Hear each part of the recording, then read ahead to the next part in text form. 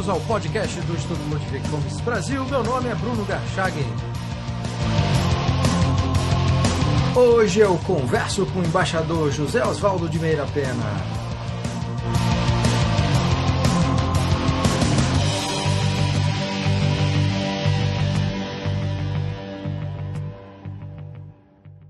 Seja muito bem-vindo, embaixador Meira Pena. É uma honra tê-lo aqui no programa. Pronto, são as ordens aqui. Embaixador, o senhor nasceu no ano de 1917, ano da Revolução Bolchevique, e mesmo num país onde a liberdade nunca foi um dado cultural nem político, o senhor se transformou num dos mais importantes e brilhantes intelectuais liberais. O que fez o senhor se tornar um liberal? Não sei, porque talvez seja uma vocação. Um pouquinho foi de maneira indireta. Quer dizer, inicialmente eu tive repugnância à intervenção, comecei a ter repugnância à intervenção. Talvez o momento crucial foi no 27 de novembro de 1935, quando eu estava entrando para a universidade no Rio de Janeiro, que houve aquele golpe militar na Praia Vermelha. A coisa me afetou muito, porque minha mãe e minha irmã moravam numa casa que ainda existe hoje lá, que era em frente ao que era então o edifício onde estava o 3º Regimento. Não sei se você conhece a Praia Vermelha. Sim, conheço. O nome é engraçado, porque naturalmente chama-se vermelha por causa da cor da areia. Mas isso no 27 de novembro, eu estava morando em Copacabana e telefonaram lá, dizendo minha mãe e minha irmã que estavam telefonando horrorizadas, com medo do que estava acontecendo, porque a casa que elas estavam, que era na esquina, ali da Avenida Pasteur com a Rua Ramon Franco, recebeu tiros que vinham da caserna. E naturalmente eles se esconderam detrás das paredes ali para que no dia seguinte nós verificamos que de fato a casa tinha sido alvejada. Elas aí telefonaram não somente para nós, que eu morava em Copacabana, mas também para uma amiga dela, minha mãe, que chamava-se Rosalina Coelho Lisboa. Ficou conhecida depois que casou-se com um senhor, um espanhol chamado Larragoite, Rosalina Coelho Lisboa de Larragoite. E ela era muito amiga do Getúlio. Segundo ela diz, foi ela que, através dessa telefonema, telefonou para o Getúlio, que estava no Palácio Guanabara, dizendo a ele o que estava acontecendo. E ele, então, mobilizou as forças para atacar o quartel, o que terminou só lá por volta das 3 ou 4 da tarde, com um número considerável de mortes. Nunca se soube exatamente quanta gente havia morrido, mas calcularam em 70 o número de oficiais mortos, tanto entre as vítimas quanto entre os sublevados. O Getúlio, então, convocou o general Eurico Gaspar Dutra, que comandava a Vila Militar, e foram as forças da Vila Militar que acabaram com isso. Hoje, no local, na Praia Vermelha, tem um pequeno monumento celebrando essa, porque contaram coisas horríveis, que os sublevados haviam assassinado os seus colegas enquanto dormiam. A gente nunca soube exatamente o que aconteceu, mas enfim, sabe-se que apenas que isso tinha acontecido. Mas foi esse evento histórico, então, que despertou? Esse evento histórico, 27 de novembro de 1935, e deu o cunho emocional, talvez, às minhas posições. O senhor, nessa época, tinha algum tipo de leitura política ou tinha alguma simpatia por alguma concepção política ou não? Não, eu não tinha nada, quer dizer, na nossa casa não tínhamos. Mas aí acontece então esse evento histórico, o senhor está na universidade fazendo qual curso? Eu acabava de entrar para a faculdade de Direito. Faculdade de Direito. Mas eu nunca levei isso muito a sério, porque o que eu estava fazendo realmente já começava a estudar para fazer o concurso para o Itamaraty. Quer dizer, o ponto fundamental na minha formação foi esse concurso para a entrada no Itamaraty, que foi em 1937, e eu fui nomeado, tinham 100 e tantos candidatos, só 10 foram aprovados, e eu era o sétimo. Quer dizer, a minha carreira toda começou nesse momento. E aí eu fiquei muito mais interessado na carreira do que em outra coisa qualquer fazer.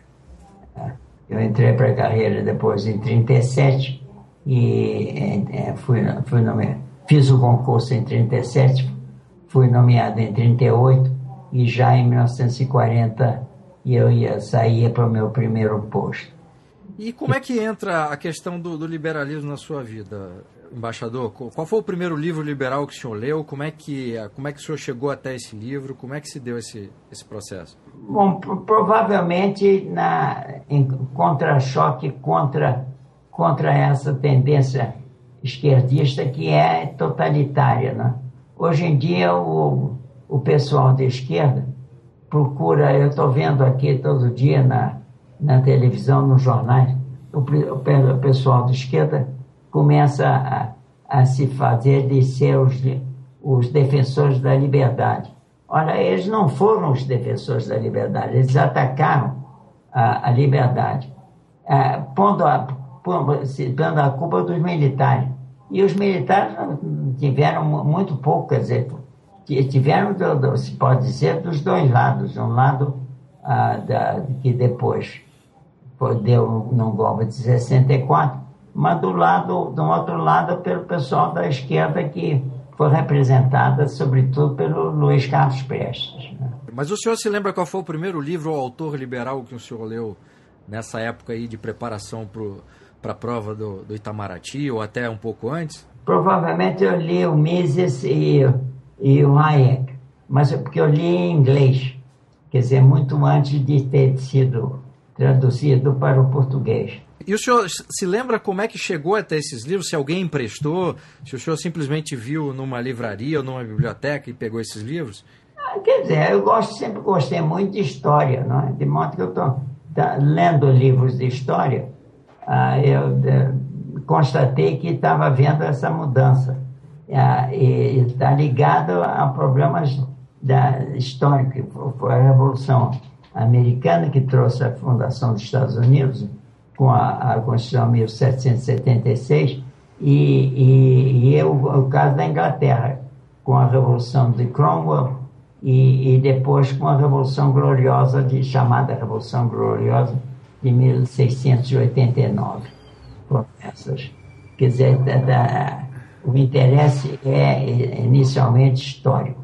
Agora, ao longo da sua vida, embaixador, quais foram os autores ou livros liberais mais marcantes durante essa trajetória intelectual? Seriam esses do Mises, do Hayek e do Friedman, e comentários em torno desses. São os livros fundamentais. E desses três autores que o senhor citou, Mises, Hayek e o Friedman, o senhor teve a oportunidade de conhecê-los? Pelo menos o Hayek esteve no Brasil, em Brasília, né?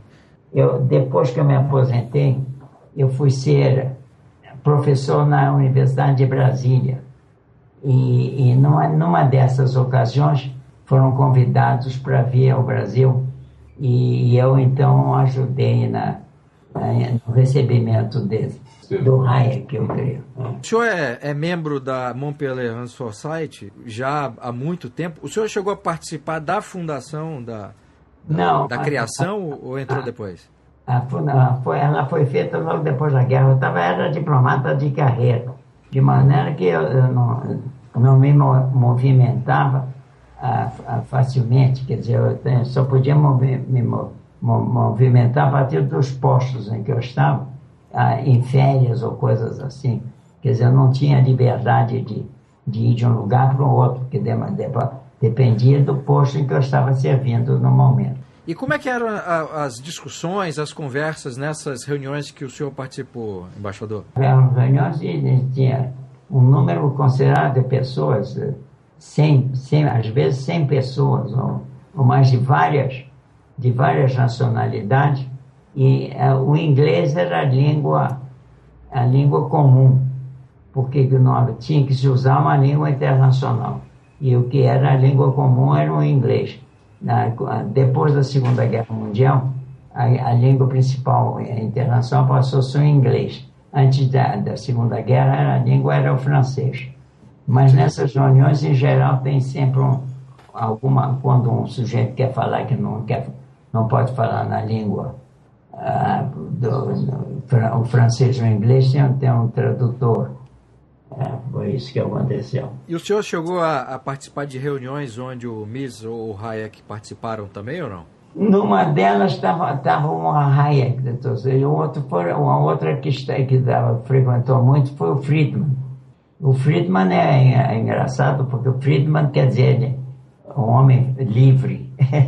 Nos Estados Unidos ainda teve um problema por causa do próprio termo liberal. O liberal, em inglês, tem um sentido vagamente esquerdista. Então, eles foram obrigados para não dar esse sentido ideológico, usam, às vezes, a palavra libertário, para distinguir do liberal, propriamente dito. Embaixador, quais foram os liberais brasileiros da sua geração, ou uma geração anterior, ou uma geração posterior, que o senhor conheceu? Quais são os grandes nomes? O grande nome que eu posso mencionar também é do embaixador Roberto Campos. O Roberto Campos era funcionário de carreira, como eu. Quer dizer, ele tinha entrado por concurso no... Ele era um pouquinho mais velho do que eu, umas semanas eu acho mais velho, mas foi o primeiro que no governo quando houve a revolução o golpe militar de 1964, ele foi do Castelo Branco, ele foi o primeiro, praticamente o primeiro-ministro, quem governou o Brasil e encaminhou a abertura liberal do Brasil. O papel de Roberto Campos é muito grande nessa coisa. Depois ele foi funcionário de carreira e terminou a carreira como embaixador em Londres. E, naturalmente, é uma porção de livros importantes. Bom, a respeito dos seus livros, embaixador, o senhor é autor de vários livros que são uma tentativa de compreensão e análise da sociedade brasileira e de como as instituições políticas criaram um caminho da servidão e construíram também um Estado burocrático patrimonialista, que o senhor batizou de dinossauro. Mas antes de perguntar para o senhor a questão política, eu gostaria que o senhor falasse um pouco sobre a concepção psicológica que o senhor estudou a respeito da sociedade brasileira no livro Berço Esplêndido. Que concepção psicológica da sociedade brasileira é essa? Quer dizer, eu sempre estive interessado mais, não no aspecto puramente político, mas no aspecto ideológico e filosófico da gente. No espírito das revoluções, eu falo nisso. Certo. Agora, no livro que o senhor tinha citado anteriormente, no livro Dinossauro, que o senhor publica em 1988, tem uma frase nesse livro que o senhor, qualificando o povo brasileiro, o senhor disse que o povo brasileiro é emotivo, agitado, amante da retórica, ingênuo, sugestionável, às vezes nervosinho e destemperado, e aparentemente desmemoriado. De 88 para cá já se passaram mais de 20 anos. O senhor ainda mantém essa perspectiva sobre o povo brasileiro ou houve alguma mudança? Não, quer dizer, aí entra um outro fator. Bem no princípio da minha vida intelectual, eu estudei, gosto de leitura, de modo que eu estudei primeiro, como acontece com todo adolescente, eu li a obra de Freud e achei um pouquinho exagerado aquela insistência na libido sexual. Então que devia haver um outro componente além disso. E foi isso que me conduziu ao pensamento de Jung. E aí você usa as teses do Jung para escrever o livro Berço Esplêndido, né? Aí foi um Berço Esplêndido. Mas no caso do Berço Esplêndido, embaixador, explica para os ouvintes aí qual foi essa concepção psicológica do brasileiro que o senhor tentou esboçar no livro. Eu utilizei uma classificação, tem uma obra do Jung, do psicólogo suíço, Jung, que chama-se Tipos Psicológicos. E ele faz um estudo sobre vários tipos psicológicos. O tipo racional, o tipo afetivo, o tipo emotivo e o tipo pragmático. Então, eu aí caracterizava o brasileiro como um tipo afetivo, o que está de acordo com o pensamento de todos os autores estrangeiros que estudaram a psicologia brasileira. Um deles foi um pensador alemão, filósofo alemão, que é um pouco esquecido hoje, eu acho que é injusto, que chamava-se Keyserlingk, o conde Hermann von Keyserlingk. Keyserlingk era um alemão, ele era russo-alemão, porque naquela época a área onde ele nasceu, que é nos Países Bálticos, fazia parte do Império Russo, de modo que ele era russo, mas era uma velha família feudal daquela área da ordem chamada 1600, 1700, a ordem teutônica. Isso foi a importância que eu dei. Nessa qualificação psicológica como afetivo, embaixador, é possível explicar a partir dessa concepção psicológica afetiva a relação que o brasileiro, ou a sociedade brasileira como um todo, tem com o poder político, ou até o desenvolvimento dessa mentalidade estatista, ou não? Quer dizer, tem essa base. Me criticaram muito por causa de eu fazer, dizendo que não tem nada uma coisa que ver com a outra. E eu acho que tem, quer dizer, a base psicológica é importante para ver. O Jung falava no inconsciente coletivo. A grande contribuição do Jung para a psicologia foi esse conceito de um inconsciente coletivo. Então, há uma mentalidade coletiva. E eu acho que nós temos essa mentalidade coletiva.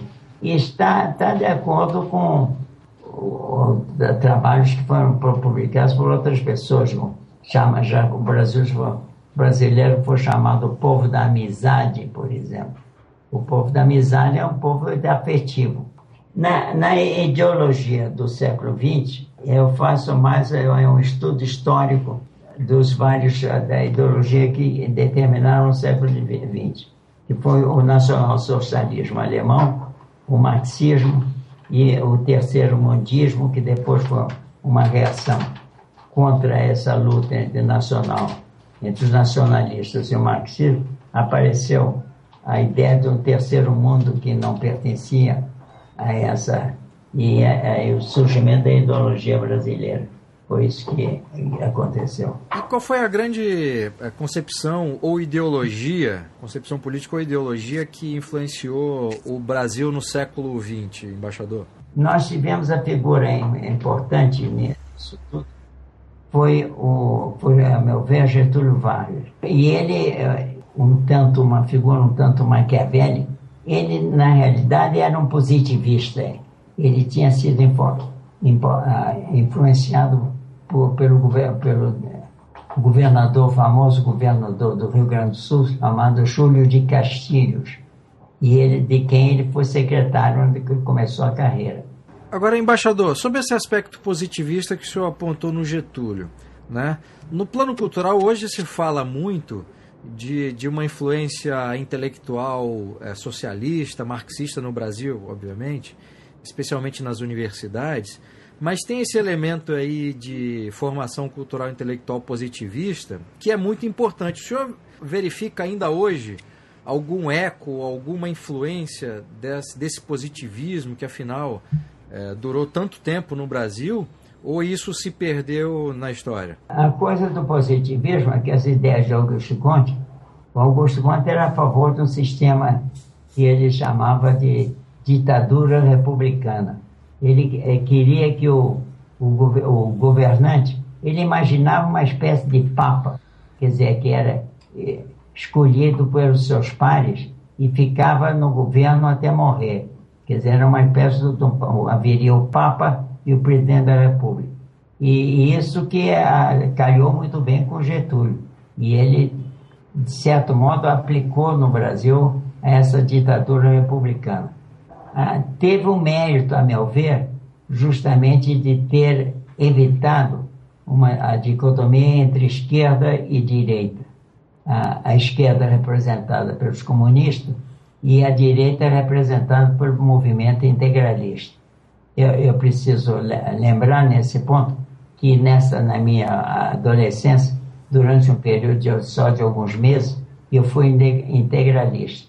Depois tive que abandonar o movimento porque tinha que dedicar os estudos para fazer o concurso do Itamaraty. Eu tinha 18, 19, 20 anos para fazer o concurso do Itamaraty. Aí abandonei qualquer veleidade de política brasileira e nunca mais mexi nesse assunto. Agora, nesse período, o senhor já no Itamaraty, trabalhando, antes de ir para um posto num país estrangeiro, como é que era o pensamento liberal? Haviam liberais no debate público? Havia algum interesse pelo liberalismo ou as ideias liberais estavam completamente apagadas no Brasil nessa época?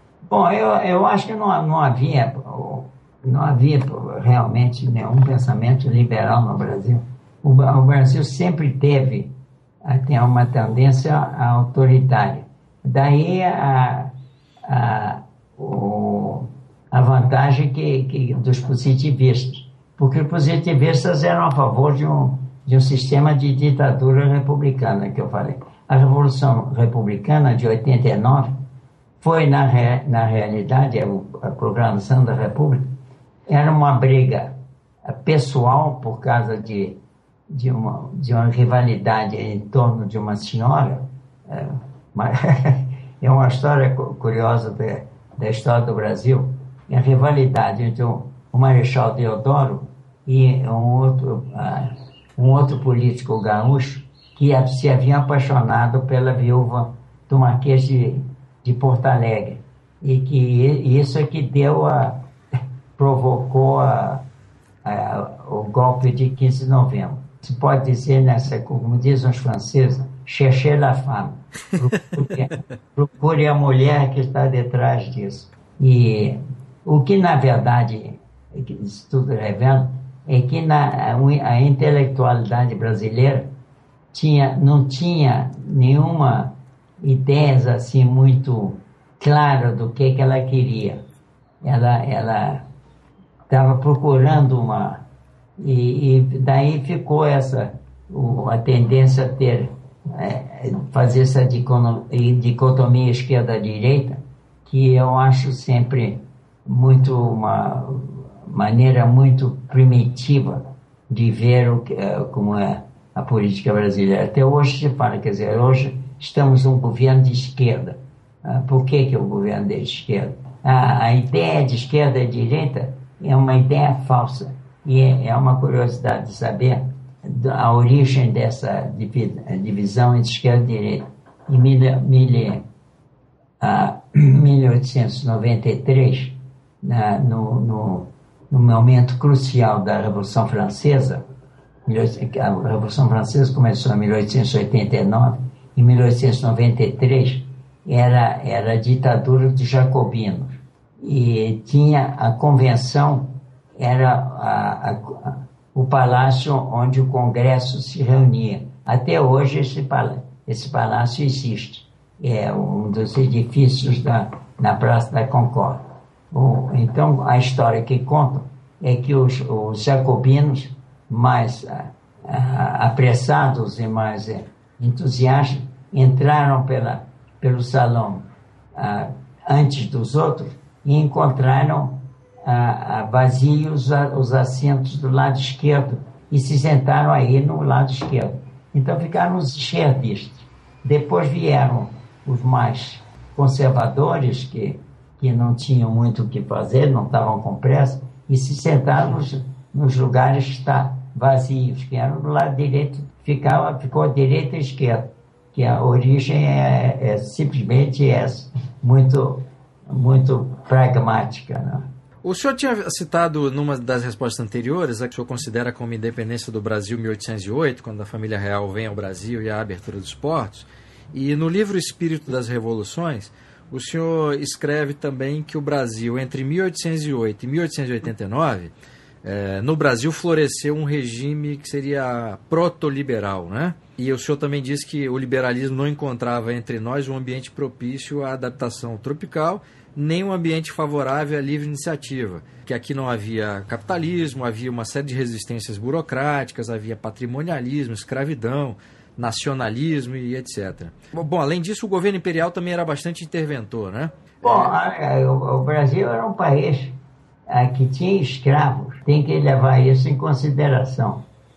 O Visconde de Cairu, que teve importância na abertura dos portos em 1808, provavelmente viu essa situação. Depois houve a coincidência da invasão de Portugal pelas tropas de Napoleão ter trazido para o Brasil a monarquia portuguesa. De modo que o Rio de Janeiro ficou a capital do Império Colonial Português. E isso é que se manifesta em 1808, na abertura dos portos, que é muito, a meu ver, muito mais importante do que o Grito do Ipiranga. Porque o Grito do Ipiranga é apenas uma coisa teatral. O Brasil já era independente de Portugal, tanto assim que era praticamente a capital do Império Colonial Português. Quando acabou,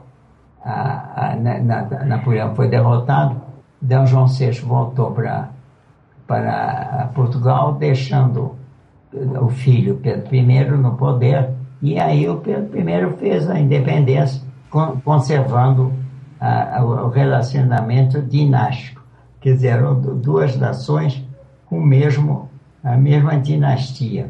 Isso durou até 1889, na proclamação da República. Embaixador, para fechar a entrevista, vou fazer a última pergunta. Considerando essas questões históricas que o senhor apresentou em alguns de seus livros, eu citei aqui o Espírito das Revoluções, quer dizer, essa falta de ambiente propício ao liberalismo, e aí nós temos no Brasil a ausência desse elemento cultural que favoreceria as ideias da liberdade, quer dizer, considerando todas essas circunstâncias históricas, o senhor, que é reconhecidamente e foi ao longo da vida um grande defensor das ideias da liberdade, o senhor manteve ao longo dos anos de atividade intelectual e mantém até hoje alguma esperança de que o trabalho de persuasão através das ideias da liberdade tem algum resultado concreto, alguma influência cultural, considerando todo esse ambiente não propício às ideias da liberdade ou não? Porque aí eu acho o seguinte, é um problema de educação, não é? Quer dizer, a massa da população brasileira ainda é muito pouco educada, quer dizer, não é um número de, até bem pouco tempo, o número de analfabetos no Brasil era muito grande.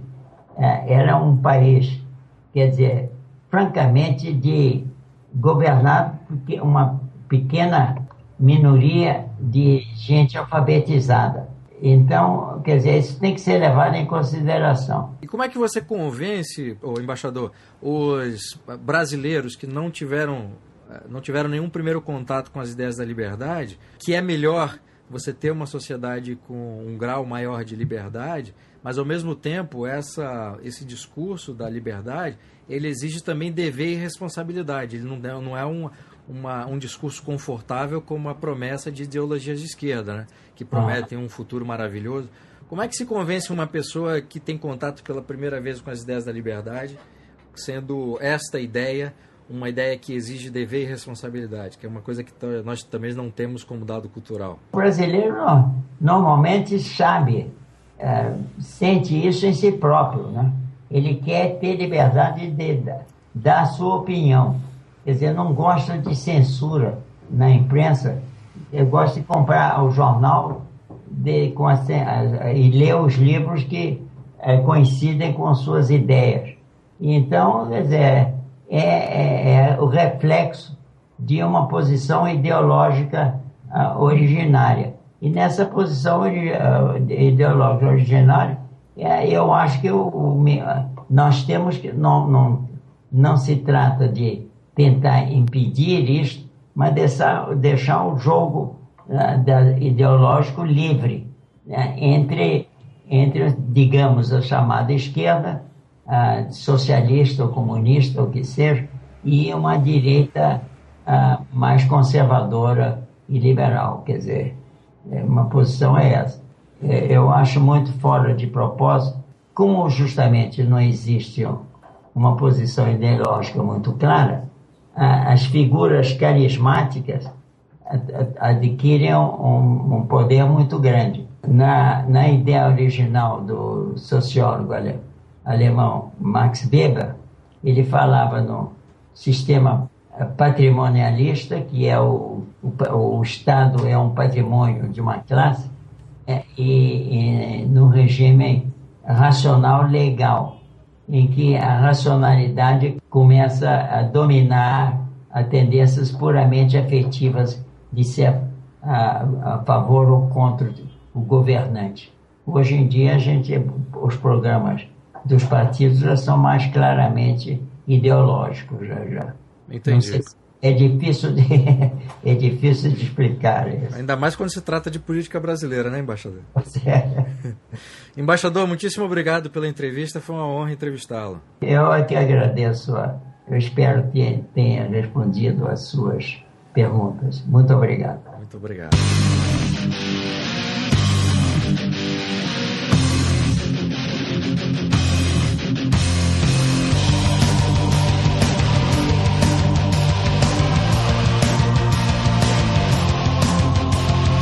Este foi o podcast do Instituto Ludwig Fomes Brasil. Meu nome é Bruno Garchagen.